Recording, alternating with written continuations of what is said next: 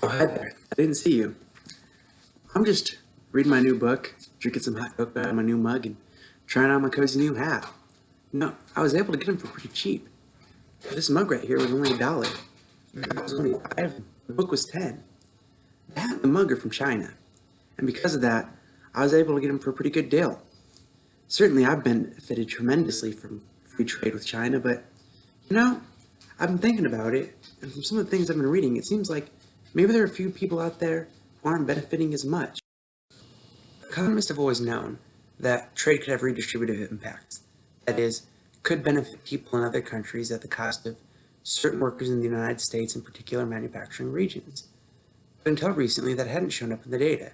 That is until the 1990s, when the Chinese became a main source of imports for the United States. In 2013, David Autor and several other authors looked at this, and they wanted to see what impact Chinese manufacturing and imports were having on the United States manufacturing sector, particularly in certain regions. So we're talking about concentrated effects. Now, this is important because if it's the case that the United States is, in particular, workers are being impacted by Chinese trade, then we're going to have to formulate policies to deal with this. The purpose of David Autor's study was to figure out how Chinese imports impact manufacturing regions in the United States, if at all. Does it have a significant negative impact? A small one? Is most of the negative impacts we see in manufacturing a result of automation? Well, Autor has a hypothesis, and it's this. If Chinese imports negatively impact manufacturing regions within the United States, then what we should expect to see is falling employment within those regions in the manufacturing sector. We should expect to see limited mobility, so the population should stay static despite the falling employment, and we should expect to see increased consumption of public welfare benefits. So this means Social Security, disability, welfare, unemployment. So let's talk about how David Autor collected this data. The data was collected by looking at commute zones, which are regions where people travel between work and home, and he combined it with trade data and federal transfer payment data, which is collected at the national level.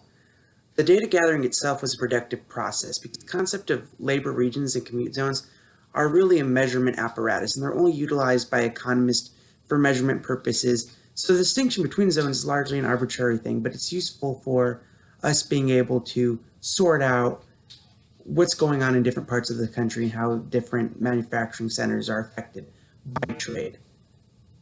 And what he actually found when he collected all this data was that impacted regions saw an increase in the consumption of public benefits by 2 to 3.5% and a 4.5% decrease of employment in the manufacturing sector.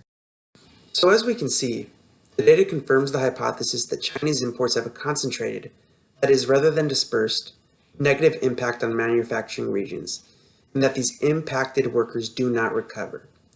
The hypothesis predicts a decline in employment, immobility of labor, and an increase in welfare consumption. That is exactly what we saw in the data.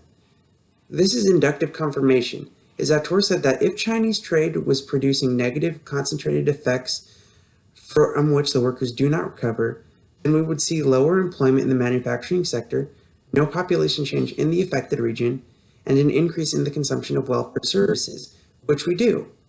So the hypothesis is probably true, though there's a possibility that it isn't, which leads us to Quine-Duhem thesis.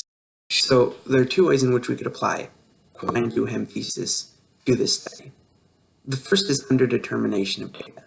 So that means that despite everything we just went over, we can't prove there's a causal link between the decline of certain U.S. manufacturing regions and the import of Chinese goods.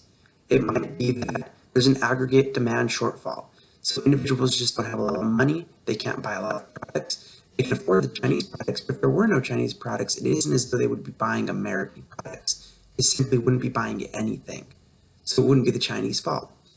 It might be that unemployment is up because individuals in that sector are just choosing to collect government benefits. And so that would also explain the increase in the consumption of government benefits. And the reason manufacturing is suffering is because employers cannot lure people back into the labor force.